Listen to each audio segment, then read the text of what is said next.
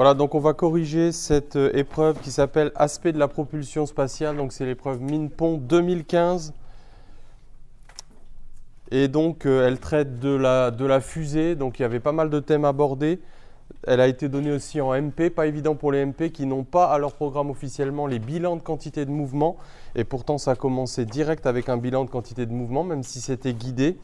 Vous avez aussi des bilans d'énergie avec le premier principe en écoulement. Vous avez aussi les plasmas. Donc il y avait plein de sujets abordés, plein de thèmes abordés dans cette épreuve de synthèse, qui est surtout une épreuve de rapidité, parce que c'est l'épreuve de 3 heures des mines. Donc voilà, c'est une question d'efficacité. Alors ça commence avec une fusée donc, qui est de masse M0 à l'instant T égale 0. Et donc qui va éjecter des gaz avec les notations habituelles. Donc à l'instant T, sa vitesse c'est V. Et donc il y a des gaz éjectés par cette fusée avec une vitesse relative U qui est en fait dirigée vers le bas. Et donc les premières questions, c'est de mettre en place le bilan de quantité de mouvement qui va permettre d'aboutir à l'équation différentielle du mouvement qui était donnée dans le texte. Et puis donc la convention qui est choisie, c'est celle d'ailleurs qu'on a pris dans notre cours, c'est de travailler avec un débit positif. Mais pour ça, il faut bien voir que M de T, à l'instant T, c'est la masse de la fusée et des carburants qu'elle contient. Et donc dm sur dt va être négatif. Donc du coup, pour le débit, ici, on met un signe moins. Ça veut dire qu'en fait, on travaille avec une masse dm qui va être algébrique. Donc on ne va pas trifouiller les signes dans le bilan.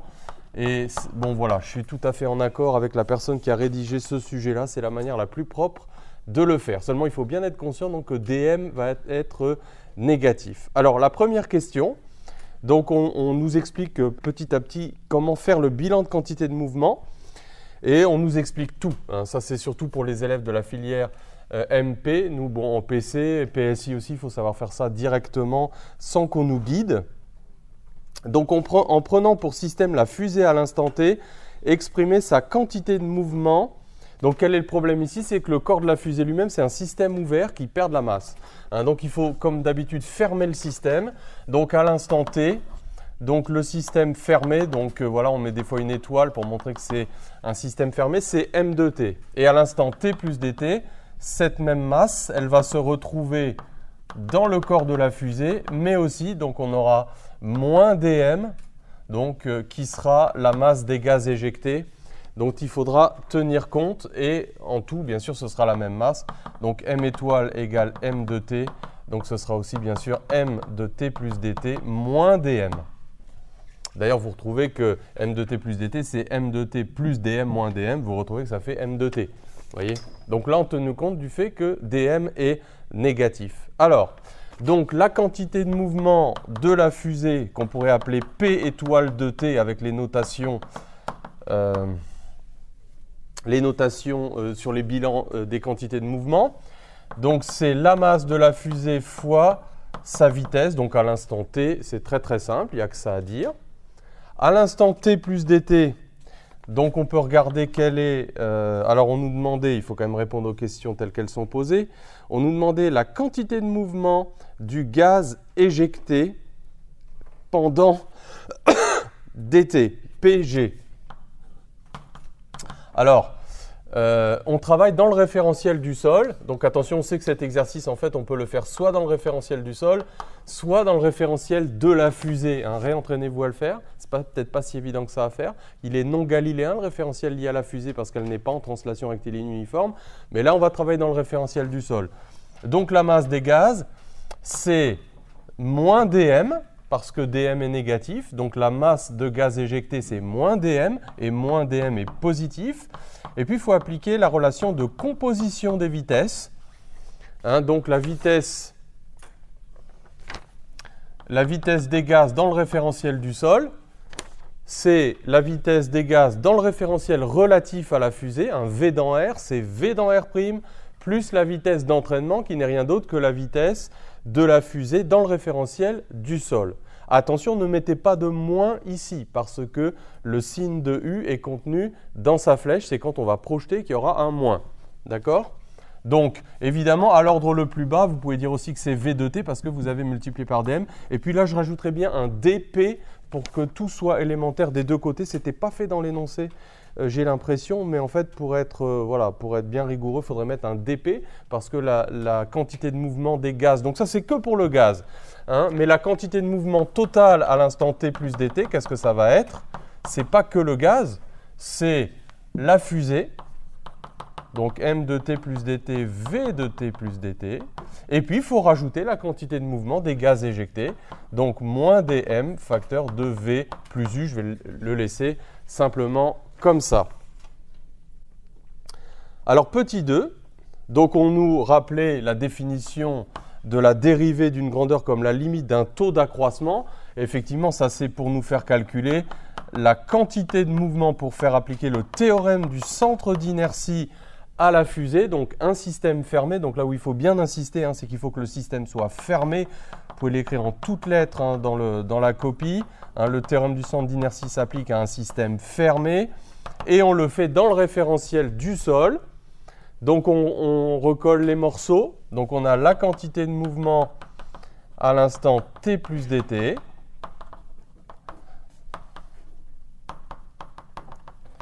Moins la quantité de mouvement à l'instant t, le tout sur dt. Et il faut simplifier cette expression. Alors là aussi, je vous rappelle une petite astuce. Ne faites pas exploser les produits en disant m de t plus dt, c'est m de t plus dm, p de t plus dt, c'est p de t plus dp. Ça, on peut le faire comme ça, mais ça explose, ce n'est pas très élégant. Il y a une façon mieux de faire, c'est rester groupir. Hein. M fois P à l'instant T plus dt, moins M fois T fois V à l'instant T. Ça, c'est la dérivée du produit. Et gardez-le comme ça pour l'instant. Donc, pour l'instant, je regroupe ce premier terme-là et ce dernier terme-là. Donc, ça fait D2. On n'est pas obligé de faire comme ça. Hein. Je ne dis pas que c'est la seule façon de faire. Mais voilà, c'est la dérivée du produit, moins dm sur dt, facteur de v plus u. Pour l'instant, je n'ai pas projeté. Hein. Et maintenant, vous pouvez exprimer ce produit. Allez, je vais continuer là-haut. Vous pouvez exprimer la dérivée du produit. Donc pour l'instant, je n'ai pas encore écrit que c'était égal à la somme des forces. Hein. Je suis juste en train de calculer ça aussi, on le note parfois comme ça, hein, avec des notations de mécanique des fluides, une dérivée particulière pour montrer que c'est la dérivée d'un système fermé. Donc là, vous pouvez dire que c'est m de t u'v plus donc uv'. Et là, vous voyez, ça va se simplifier très simplement si vous le faites comme ça. Et toujours, attention, le sens des vecteurs est contenu dans leur flèche. Et là, regardez ce qui se passe. Ça se simplifie avec ça. Vous voyez, c'est élégant de le faire comme ça. C'est beaucoup plus facile que de faire exploser les dérivés. Et puis, donc, tout ça, c'est égal à la somme des forces extérieures. Alors là aussi, le gros piège, hein, parce qu'il y en a certains, ils voient le résultat et ils disent « Oui, dmu, ah oui, ça, c'est la force de poussée. Je vais rajouter une force de poussée dans le bilan des forces. » Vous savez que la force de poussée, ce n'est pas une vraie force. C'est une force qui provient d'un terme de cinématique. La seule vraie force ici qui s'exerce, c'est le poids. C'est mg. Attention, surtout pas de signe moins pour dire que le poids est vers le bas. Là aussi, hein, le sens du poids est contenu dans la flèche de g. Et maintenant, on peut projeter sur l'axe des z orientés vers le haut, sachant que U est vers le bas, que G est vers le bas. Maintenant, on a des signes moins qui vont apparaître.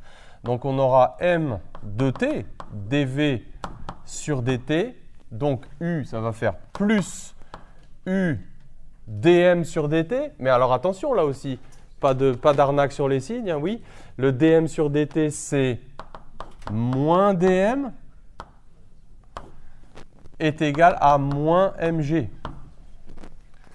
Et donc, le texte, hein, on l'a, donc ça fait m dv sur dt. On fait passer ce terme-là de l'autre côté de l'égalité, moins mg plus dmu.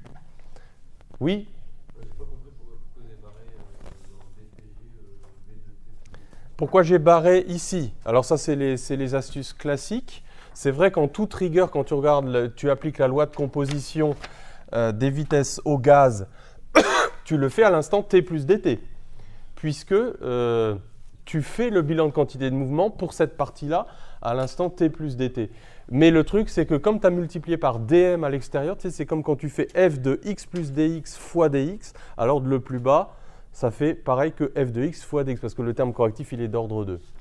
D'accord? Voilà pourquoi, en fait, ici, tu peux prendre v de t. Hein, sinon, ça te fait un terme correctif d'ordre 2. Alors ça, c'est ce qu'on appelle, entre guillemets, la force de poussée. C'est homogène à une force, mais je vous rappelle que, évidemment, c'est ce qui nous montre qu'en éjectant du gaz vers l'arrière, la fusée va être propulsée vers le haut. Mais je vous rappelle qu'en réalité, ça n'est pas une vraie force. Donc surtout, la grosse erreur, ce serait ici de mettre une force de poussée dans le bilan des forces. Vous voyez, c'est en faisant passer ce terme-là de l'autre côté du signe égal qu'on le réinterprète. Donc n'oubliez jamais, la force de poussée, c'est une réinterprétation. Hein? Alors, c'était la question 2. Question 3.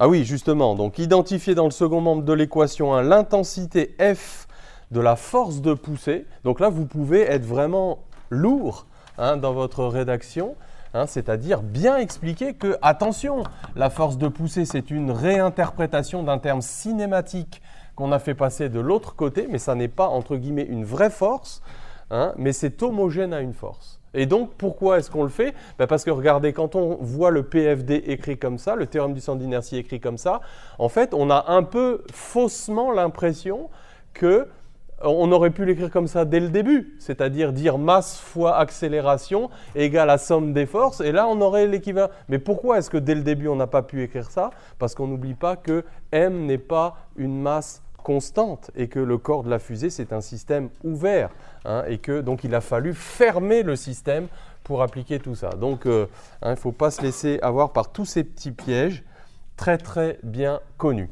Donc, F égale dmu. Oui, Maximilien? La composition des vitesses, la vitesse dans R', non, la vitesse dans R, pardon, R c'est le référentiel du sol, c'est la vitesse dans R', donc la vitesse relative des gaz c'est U, le sens est contenu dans la flèche, plus la vitesse d'entraînement. Et la vitesse d'entraînement, tu es dans un cas de translation, donc la vitesse d'entraînement c'est simplement la vitesse du centre du référentiel, donc de n'importe quel point de la fusée, à l'instant t plus dt par rapport au sol. D'accord? Tu peux le réécrire à part, ça si tu veux. C'est la relation de composition des vitesses dans un cas de translation. Alors on nous dit à quelles conditions est-ce que la fusée décolle? Il faut que l'accélération à t égale 0 soit positive. Alors évidemment, v, bien sûr, il est algébrique. Et donc, il faut tout simplement que, initialement, dmu soit plus grand que m0g, c'est-à-dire que la force de poussée, entre guillemets, l'emporte sur le poids de la fusée. C'est tout.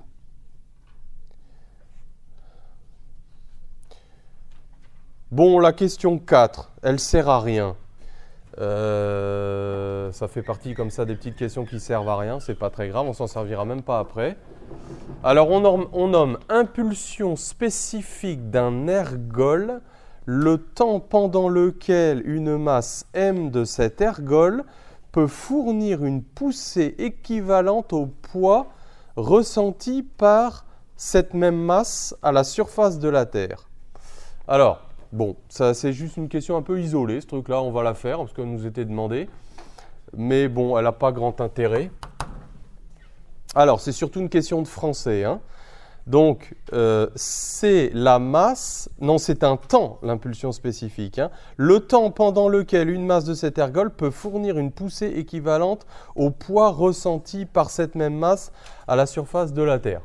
Alors, qu'est-ce que ça veut dire? La force de poussée, c'est dmu. Le poids d'une certaine masse d'ergol, c'est me fois g. Et donc, c'est le temps, en fait, pendant lequel cette même masse serait consommée par la fusée. Alors, on travaillait avec un débit constant. Est-ce que c'est dit, ça? Oui. On suppose que le débit est constant. Ça, on ne l'a pas dit tout de suite. Donc, le débit est constant. Donc, qu'est-ce que ce serait que le débit?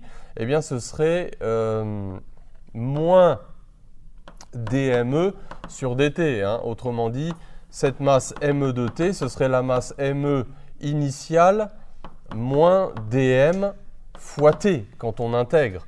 Donc le temps au bout duquel on a consommé ça, hein, donc on aura me de t est égal à 0, est équivalent à dire donc que t est égal à cette masse divisée par le débit, puisqu'on travaille avec un débit constant.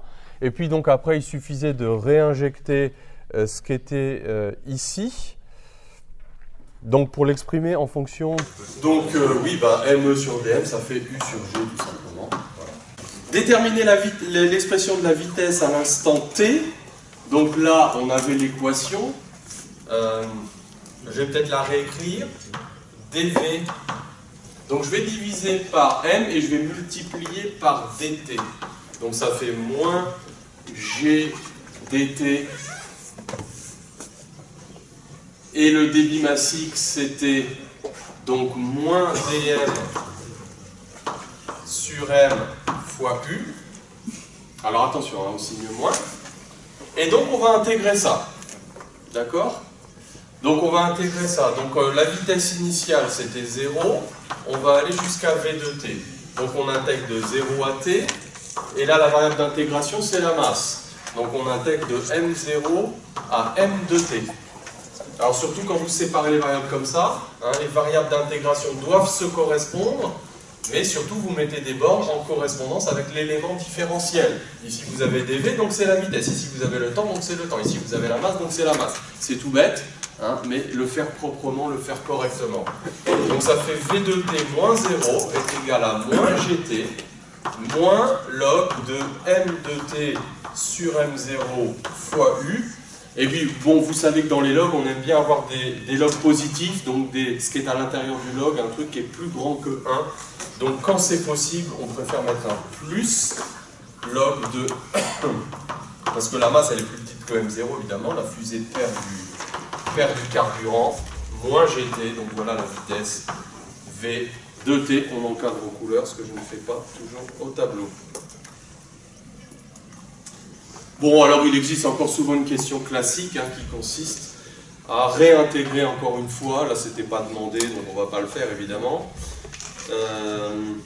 Ceci dit, je vous fais remarquer que pour résoudre ça, il n'y a même pas besoin de supposer que le débit massique est constant.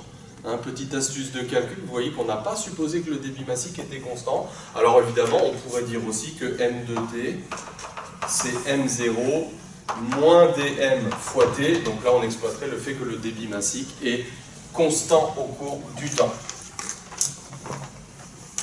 Question 6.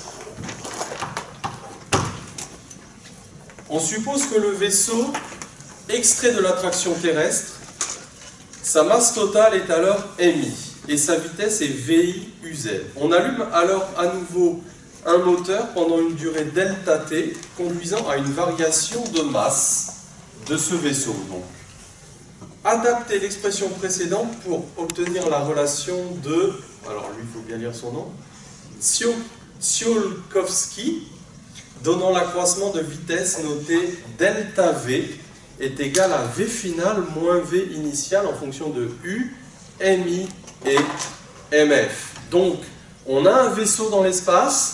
Il est plus soumis à l'attraction terrestre, du moins l'attraction terrestre est négligeable.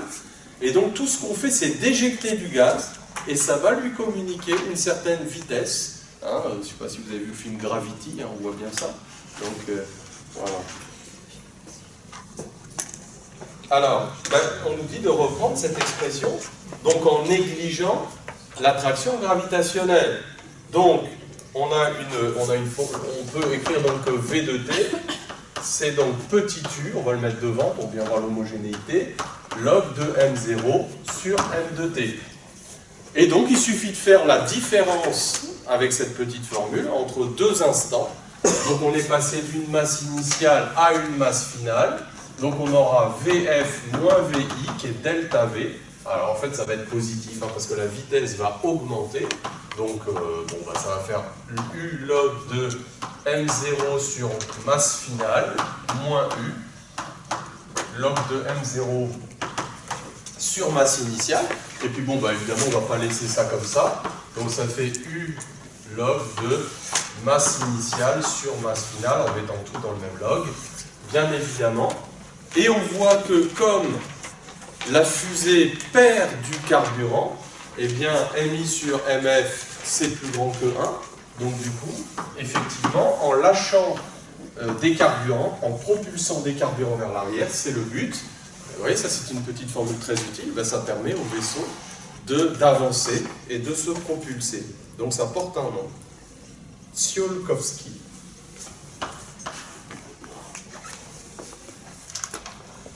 Très simple.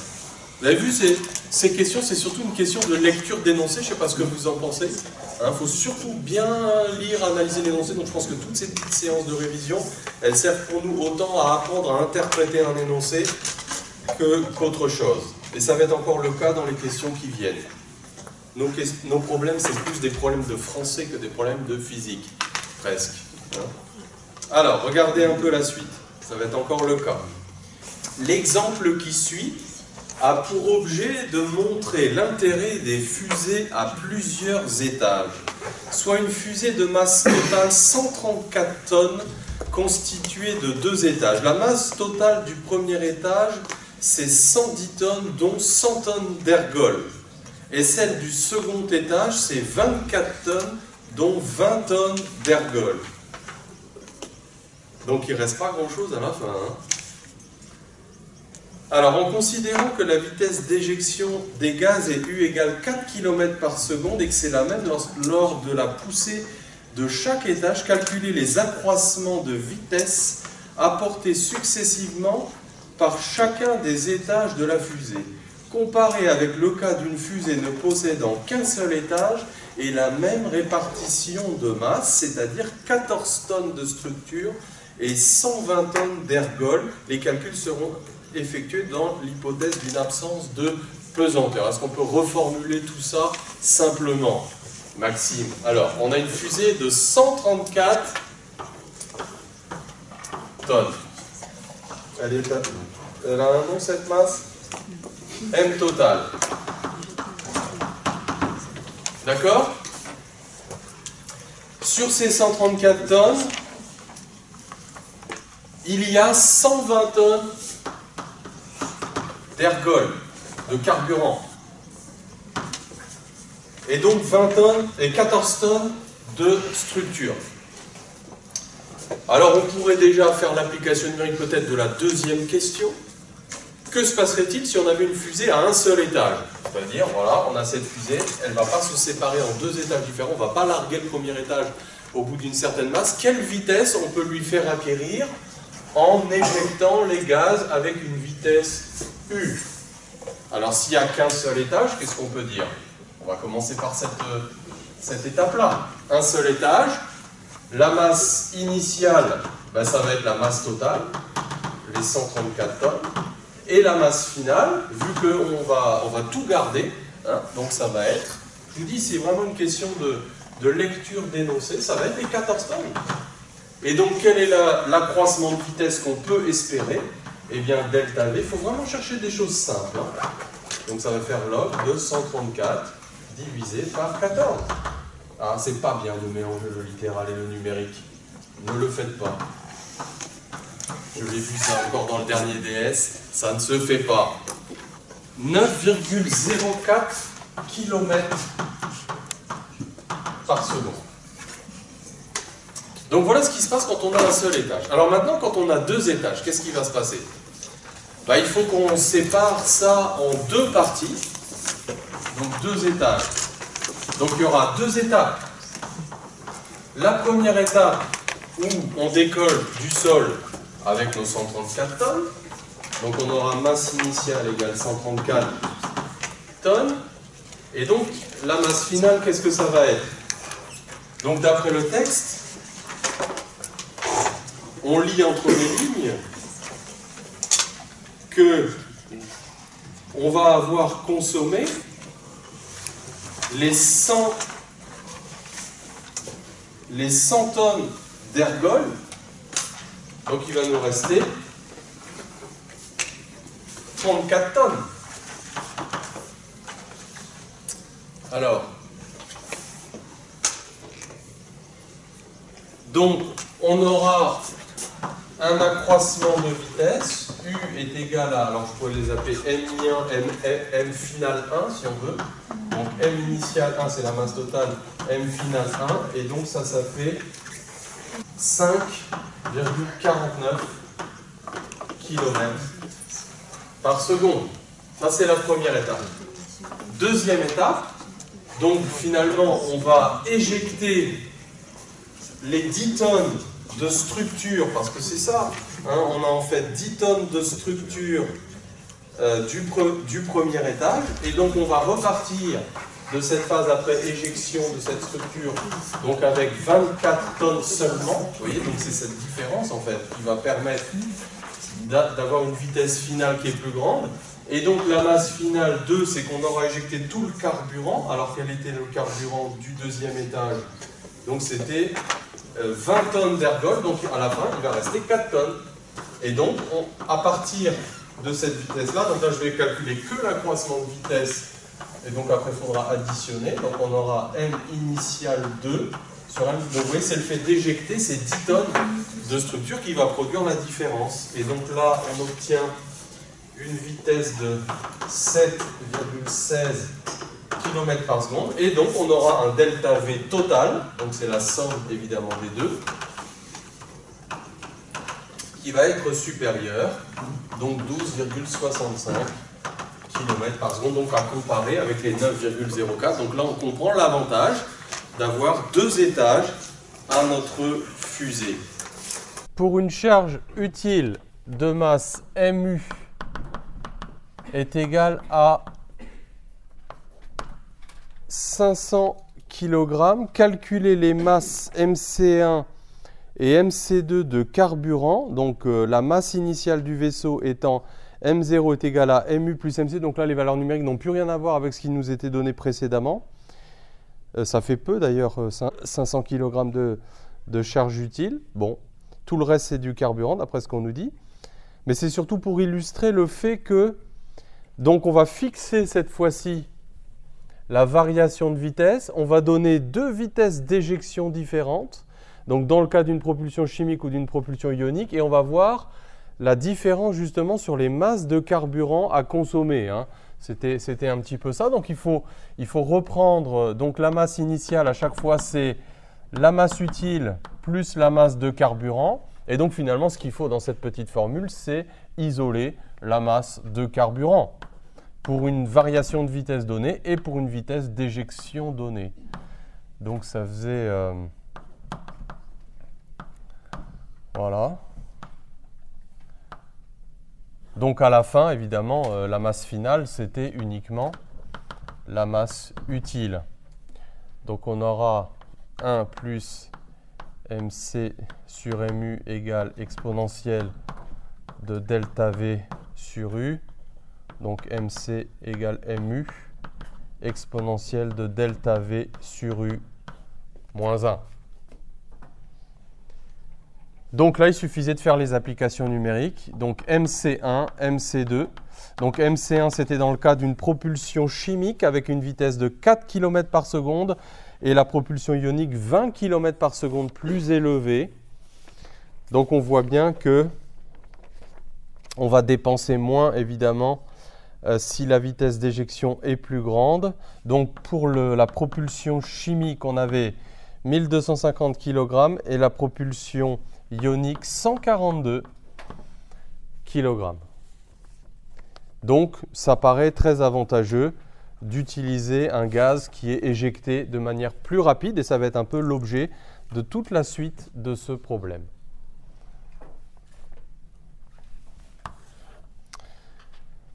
Alors, question 9.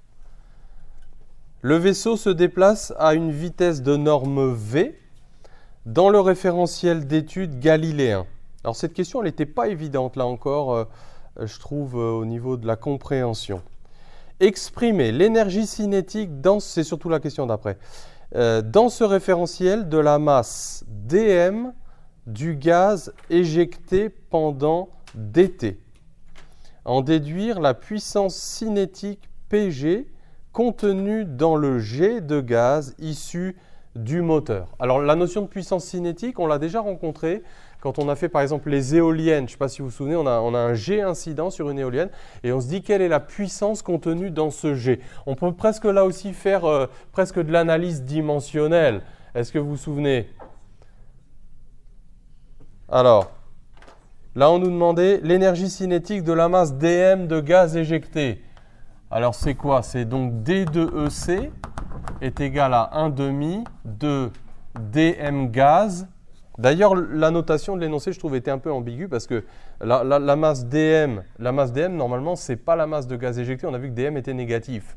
Hein, alors ça, c'était un peu embêtant, mais bon. Alors 1,5 de dm. Et puis la vitesse, on est dans quel référentiel? Attention, on est dans le référentiel du sol. Donc, composition des vitesses. V dans le référentiel du sol, c'est V dans R' plus la vitesse d'entraînement. D'accord? Alors,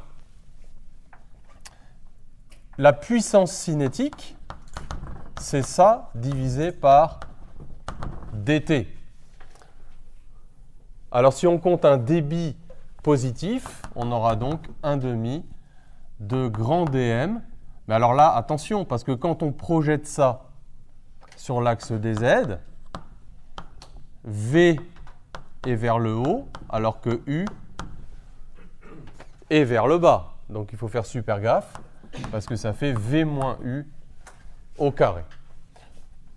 Ou alors vous laissez comme ça, avec un carré scalaire. Mais là, la difficulté, vous voyez, c'est que vecteur, projection, il faut faire super gaffe, parce que les vecteurs ont un sens.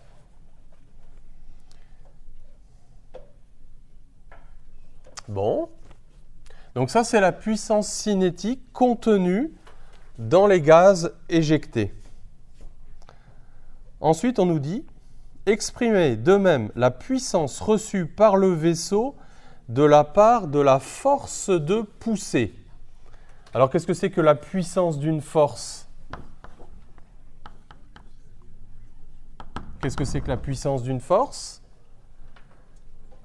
C'est la force scalaire la vitesse. Alors la force, c'était dmu.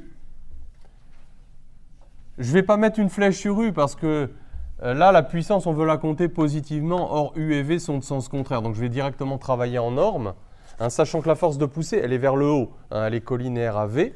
Donc on va bien avoir une force positive. Bon, sachant que la force de poussée, encore une fois, c'est une notion un petit peu, entre guillemets, discutable, hein, parce que ce n'est pas une vraie force. Mais enfin, c'est l'équivalent d'une force qui propulse la fusée quand même. On l'a vu dans l'écriture du théorème du centre d'inertie.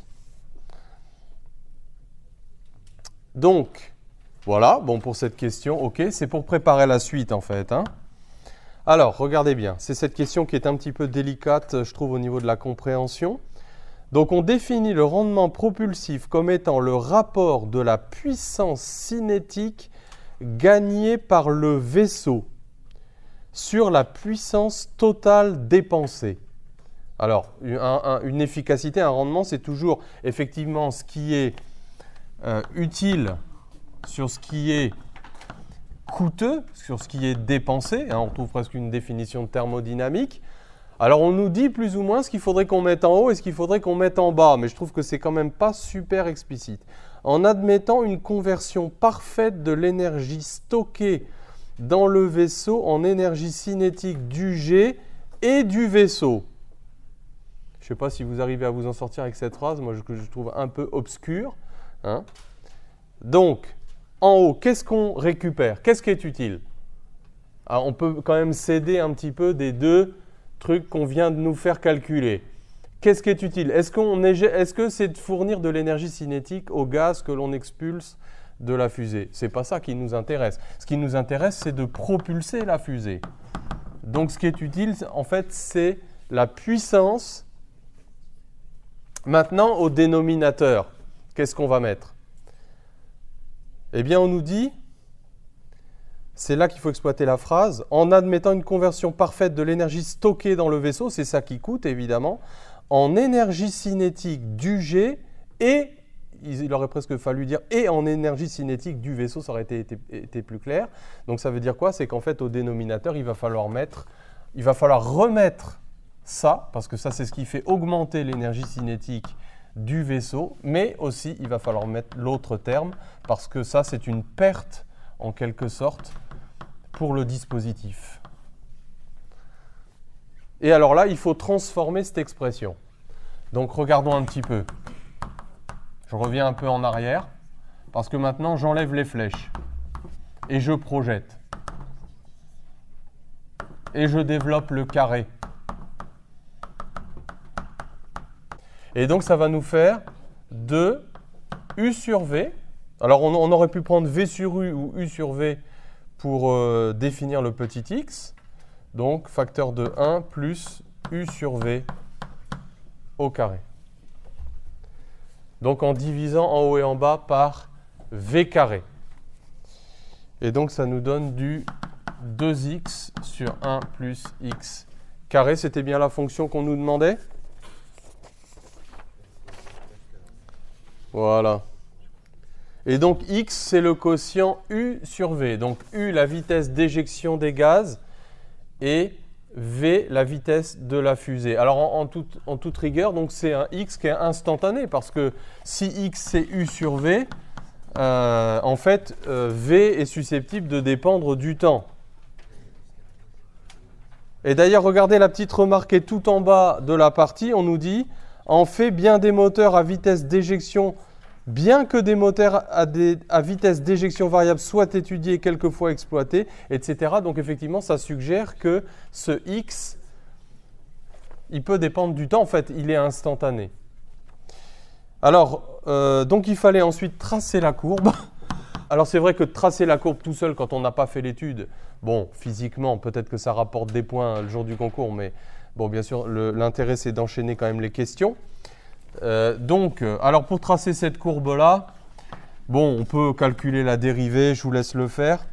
En fait, c'est une courbe qui va être maximale en x égale 1. Elle est nulle en x égale 0, ça se voit. Et ensuite, elle va tendre vers 0 quand x tend vers l'infini. Et là, elle a un maximum. Et ce maximum, il suffit de remplacer x par 1, ça fait 1. Donc voilà la courbe. Alors ce qui va être intéressant, c'est de la discuter un peu physiquement, cette courbe. Et c'est d'ailleurs ce qu'on nous demande. Pour quelle valeur de x le rendement est-il nul? Donc il est nul quand x vaut 0 ou quand x tend vers plus l'infini.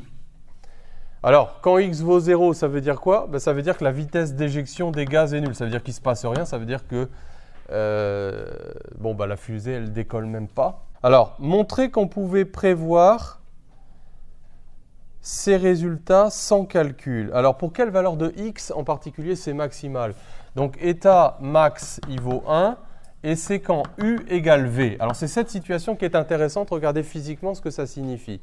Ça signifie qu'à l'instant où vous regardez la fusée, le rendement sera maximum quand la vitesse d'éjection des gaz est opposée à la vitesse de la fusée. C'est-à-dire que U est égal à V, mais évidemment, ils sont en sens contraire. Alors, on va juste interpréter ça. Parce que regardez, si vous éjectez des gaz avec la vitesse qu'a la fusée, regardez ce que ça veut dire pour la vitesse des gaz dans le référentiel du sol.